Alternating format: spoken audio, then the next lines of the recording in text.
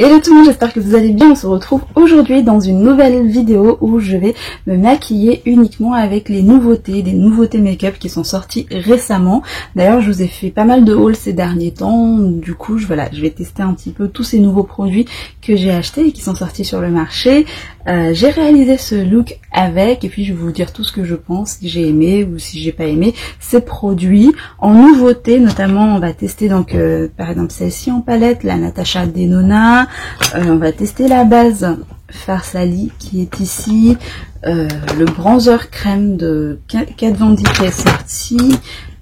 J'ai également le mascara Anastasia Beverly Hills, bref, plein d'autres nouveautés également, quasiment sur mon visage. J'ai utilisé que des nouveautés, donc si ça vous intéresse, restez jusqu'au bout de la vidéo. Juste avant de commencer la vidéo, si vous débarquez sur ma chaîne et que vous êtes nouvelle, n'hésitez pas à vous abonner si l'univers du make-up, de la beauté, des soins vous plaît.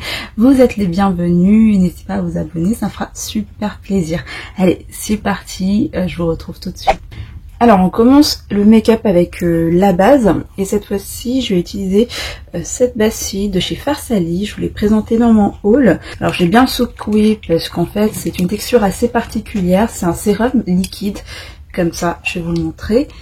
Vous voyez, en forme de pipette, en gouttelette comme ça, c'est liquide et en fait ça va se transformer en poudre quand ça va sécher.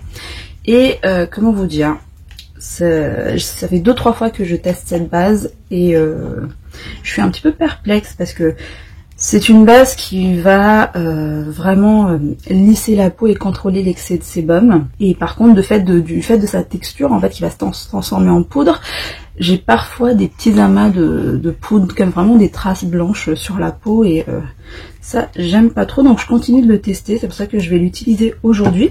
Je vais l'appliquer directement comme ça, hein, sur là où j'ai envie de contrôler l'excès de sébum. Donc généralement, c'est sur ma zone T. Hop. Comme ça. Et je l'étale. Alors il est vraiment très bien, ça floute les pores, mais c'est incroyable. C'est ce que j'ai vraiment remarqué pendant que j'utilise, quand j'ai utilisé cette base. Mais c'est vraiment la texture qui me dérange dans cette base, parce que quand ça sèche, ça peluche. Ouais, je pense que vous pouvez le voir là au niveau de mon nez. Ça peluche comme ça. C'est comme un peeling, limite comme les peelings pour le visage en fait. Et ça peut laisser comme des traces blanches. Voilà, vous voyez, ça laisse des traces blanches. Et pourtant, l'effet sans ces traces blanches là, c'est vraiment très bien parce que ça me lisse les grains mes pores, on les voit plus. On les voit clairement plus avec cette base. Et mis à part cet effet, je sais pas comment on appelle ça, un effet peeling comme ça, elle est plutôt pas mal. Donc voilà, c'est marqué sur le petit flacon qu'en fait il peut y avoir des amas de poudre. Vous voyez, là sur ma main quand je l'ai appliqué, ça me met des traces blanches comme ça, et des fois ça le met sur le visage, là, clairement sur mon visage. Et ça, voilà quoi, je suis pas envie de me retrouver avec des traces blanches comme ça à chaque fois. Donc c'est pour ça que j'aime et j'aime pas. Donc ce que je fais, j'ai trouvé une astuce depuis les 2-3 fois que je l'utilise, c'est que après avoir appliqué en fait cette base, j'utilise ce spray. D'ailleurs c'est une nouveauté chez Merci Mondi, c'est une brume protectrice visage, et alors il n'y a pas du tout d'SPF, hein, je pense pas, en tout cas c'est pas marqué, mais c'est une brume qui va vraiment apporter de l'hydratation, tout simplement. Et moi je l'aime beaucoup parce qu'elle aide bien à mélanger les matières entre elles, et ça marche plutôt pas mal. Donc après avoir appliqué la base, je m'applique un coup de spray pour enlever ces pellicules blanches qu'il y a sur ma peau. Et après ça, normalement, bah, j'aime beaucoup le rendu. Super rafraîchissant ce spray en fait. Et vous voyez, l'excès de poudre, ces petites particules blanches qu'il y avait sur ma peau tout à l'heure, en appliquant le spray, il part en fait. Donc c'est cette technique que j'ai trouvée pour l'instant, et je continuerai de l'utiliser comme ça. Voilà, on continue avec le fond de teint, et en nouveauté pour le fond de teint, j'ai celui-ci, c'est donc le fond de teint de chez L'Oréal, 24 heures mat infaillible. Comme je vous le disais dans mon haul, c'est un fond de teint pour moi qui existait déjà, je sais pas pourquoi ils disent que c'est une nouveauté. Et j'ai la teinte 290 ambre dorée qui m'a l'air quand même qui m'a l'air un peu clair pour moi pour l'instant, donc on va voir ça.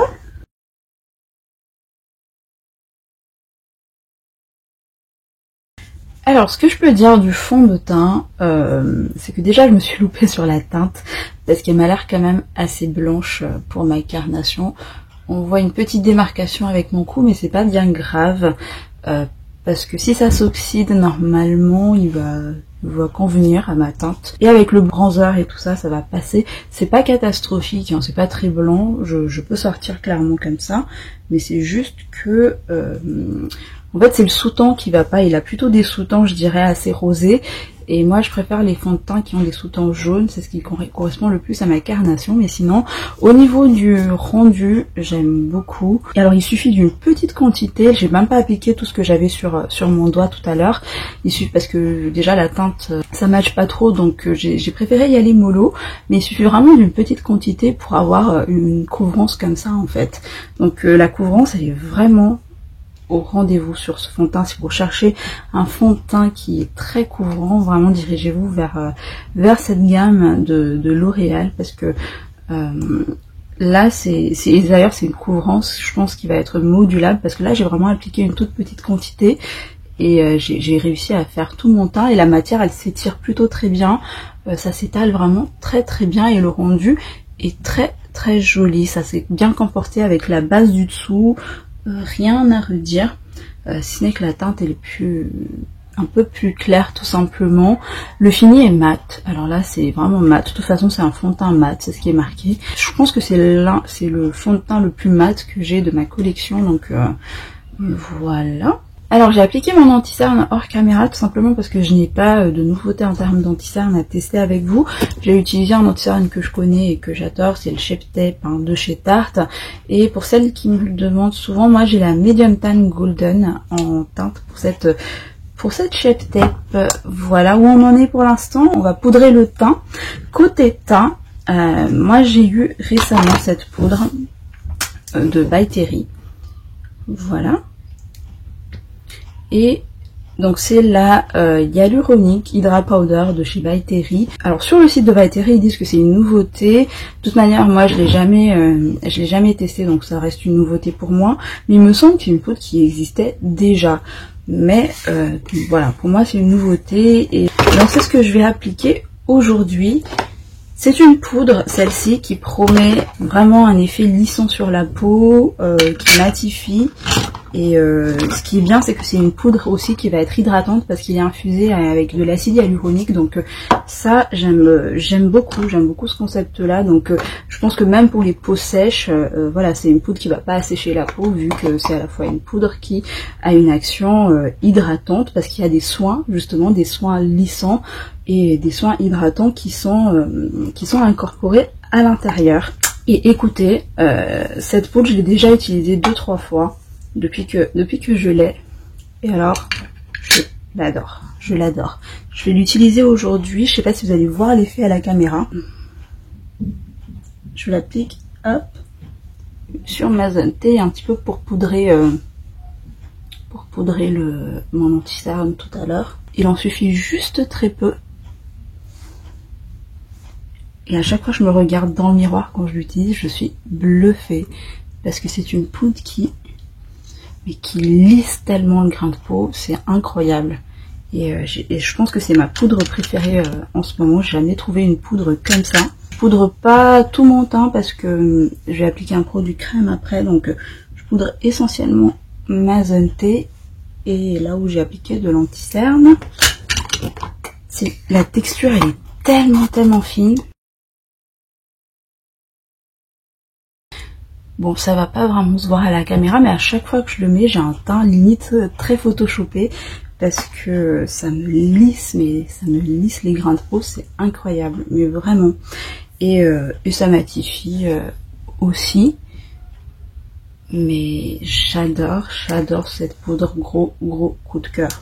On va un petit peu réchauffer tout ça, et là j'avais hâte d'utiliser ce produit qui est donc le bronzer crème de chez Fenty Beauty, qu'elle a sorti récemment. Alors moi j'ai la teinte 05 Teddy qui se présente comme ceci. Je l'avais juste swatché, je l'ai pas encore testé celle-là. Et en fait moi j'utilise déjà le bronzer poudre de chez Fenty, que ma foi j'aime vraiment beaucoup, et on va tester le produit crème. Alors j'ai pas trop l'habitude d'utiliser des produits crème, j'ai pas trop poudré de ce côté là, donc j'espère que ça va aller. J'ai essayé de l'appliquer au pinceau, je sais pas du tout ce que ça va donner. Bon, je fais comme ça hein.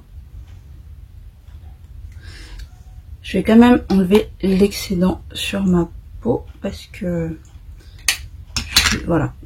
N'hésitez pas à faire ça quand vous connaissez pas les produits pour ne pas avoir de catastrophe après. C'est toujours assez délicat d'utiliser des produits crème parce que ça risque de déplacer les matières en dessous. Donc c'est pour ça que je n'utilise pas souvent ces produits crème. Par contre, ce qui est bien avec les produits crème, c'est que généralement ça fait des rendus assez naturels sur la peau. Donc c'est très bien. J'ai un peu estampé quand même, comme ça. Ouais, je fais des petits mouvements légers.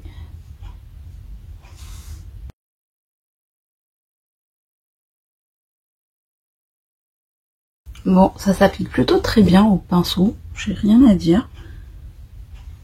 J'hésitais à l'appliquer avec une éponge ou au pinceau, mais écoutez, ça s'applique plutôt bien.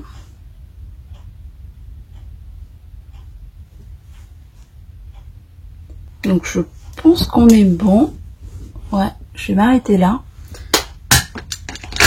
Vraiment pas mal du tout. J'avais un petit peu peur du fait que ce soit en crème, mais non, ça se travaille très bien, ça fond très bien avec les autres matières. Donc moi j'aime beaucoup les produits qui se fondent comme ça à la peau. Ça fait un rendu très joli, très fondu. Ça n'a pas du tout fait de démarcation, il se travaille très bien. Et la teinte, elle est vraiment pas mal du tout pour moi, pour réchauffer voilà, cet aspect assez blanchâtre du fond de teint au départ. Donc on est bien. Et j'ai pas la sensation d'avoir appliqué quelque chose de crémeux en fait sur la peau, parce que ça c'est le risque aussi avec les produits crème, c'est que ça colle, ou bah non, pas du tout. Là on n'a pas du tout cet effet collant. J'ai l'impression que la matière elle s'est figée. Trop bien, vraiment. Donc ouais, elle a également sorti des blushs dans cette collection, donc je pense que je vais faire un petit détour parce que il est vraiment pas mal le bronzer, je regrette pas du tout. Ensuite on continue avec le teint, et là je vais utiliser ce produit de chez By Terry que j'aime beaucoup. C'est une nouveauté chez By Terry qui malheureusement est déjà en rupture de stock. Elle se présente comme ceci, je vous l'avais déjà présenté. Il y a eu un réassort quand même récemment, je crois que c'était la semaine dernière. Et je sais plus si elle est encore dispo ou pas, mais il y a eu un réassort. Vous savez, c'est la palette, la CC palette, Brightening palette de chez By Terry, qui sont vendues en format individuel, mais là en quatuor comme ça, c'est vraiment intéressant. Et en fait, c'est des poudres illuminatrices pour juste apporter un petit peu de glow. Là, je vais utiliser cette teinte-ci. Et ce que je fais généralement avec cette palette, c'est que je l'utilise comme ça, en 3, pour apporter un petit voile de lumière. Parce que, de toute manière, là, j'ai utilisé un fond de teint qui est très mat. Donc, voilà, j'ai envie d'apporter un petit peu de glow à ma peau. Et c'est pas du tout des choses qui sont pailletées. Donc, c'est ce qui est bien. Ça fait juste un petit glow très subtil sur tout l'ensemble du visage. Et j'aime beaucoup. Cette teinte, elle est vraiment parfaite pour moi, pour ma carnation. On peut l'utiliser différemment en fonction de nos attentes, hein, cette palette. Mais voilà, moi j'utilise comme ça. Et ce que je fais ensuite, c'est que je prends la teinte ici pour me servir comme un highlighter, juste ici sur le bombé de ma joue. Hop.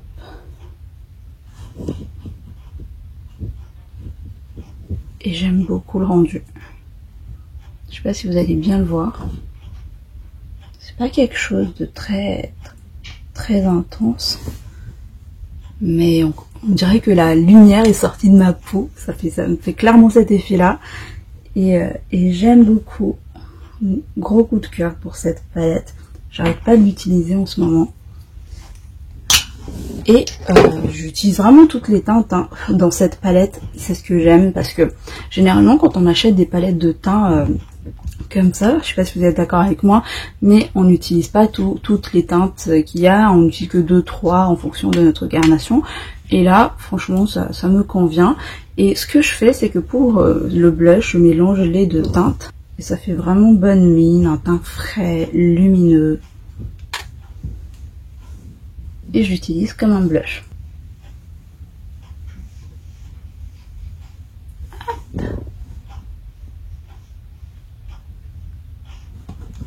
Je sais pas vous, mais pour l'instant, moi, j'aime beaucoup mon teint. Ça fait un teint en bonne santé.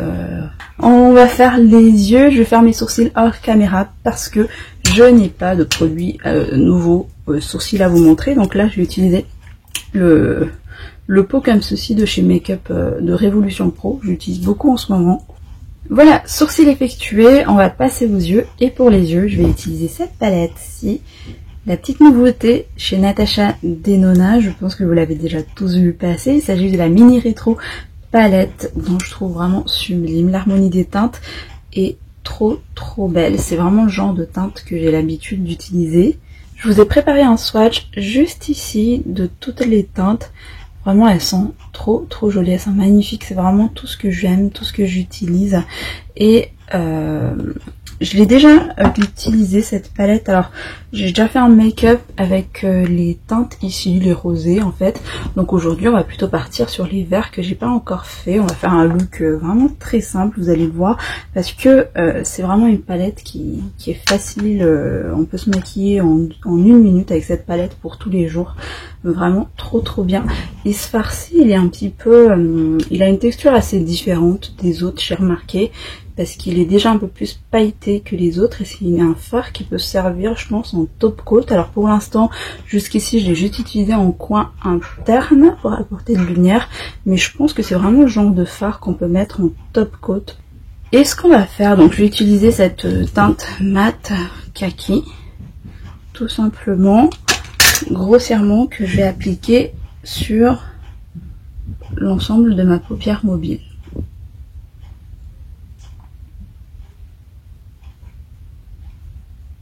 Les mats dans cette palette, mais tous les fards sont géniaux, je trouve.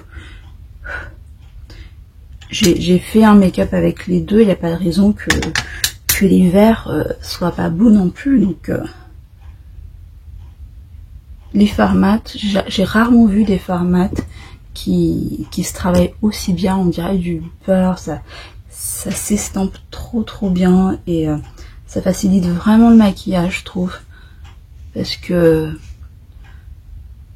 qu'en 2-3 coups de pinceau et c'est estampé, donc c'est génial. Et bien sûr on a la pigmentation, on a tout ce qu'on veut. Donc là hein, très simple, rien de compliqué, je l'ai appliqué sur toute ma paupière. Et ce que je fais par la suite tout simplement, c'est que je vais appliquer le vert irisé sur ma paupière mobile aussi. Au milieu, je vais l'appliquer au pinceau. Avant je l'appliquais au doigt, l'autre teinte, je sais pas si ça s'applique au pinceau. Wow. Ouais, ça s'applique très bien au pinceau également. Et ça c'est rare, trouver des fards irisés qui s'appliquent, qui se prélèvent bien et qui se voient bien comme ça au pinceau, c'est vraiment rare. Donc trop bien.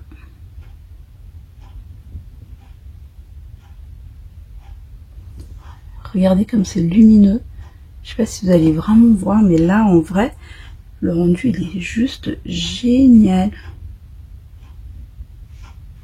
Donc c'est ce que je fais, hein. Je tapote vraiment sur par-dessus comme ça, sur l'ensemble de ma paupière.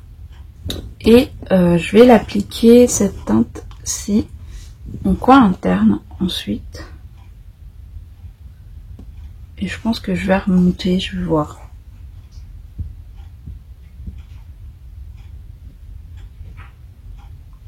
Ouais, je vais remonter légèrement, vous voyez.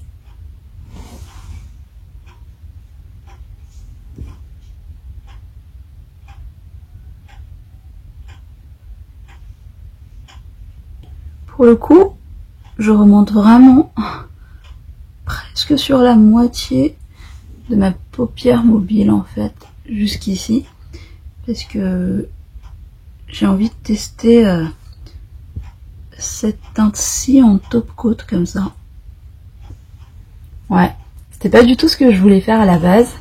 Je l'ai appliqué en coin interne et du coup je suis remontée jusqu'au milieu. Je sais pas si vous allez bien le voir. Et ça m'a donné vraiment plus de lumière de ce côté-ci. Et voilà, ça se dégrade vers le vert. J'aime beaucoup. Et je vais faire la même chose de l'autre côté. Et voilà, je termine rapidement avec le ras de cils inférieur où je vais prendre juste le vert en fait ici et peut-être celui-ci. Et voilà pour le look des yeux avec cette palette de chez Natasha Denona que j'aime vraiment beaucoup, rien à redire sur la palette, la qualité des fards c'est ouf, les mats sont vraiment très bien, ils se travaillent super bien, la texture des fards sont vraiment des fards qui sont très fondants et c'est rare que j'ai ça dans mes fards donc je suis plutôt vraiment très contente.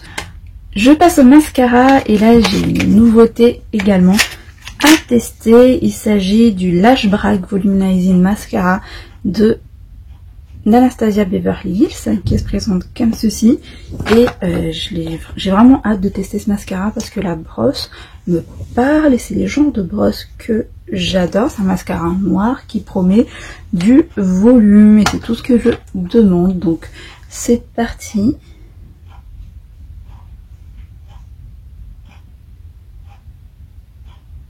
Ouais, il est vraiment bien. Là, je le vois en un passage. Ça m'étoffe vraiment beaucoup les cils, donc trop bien.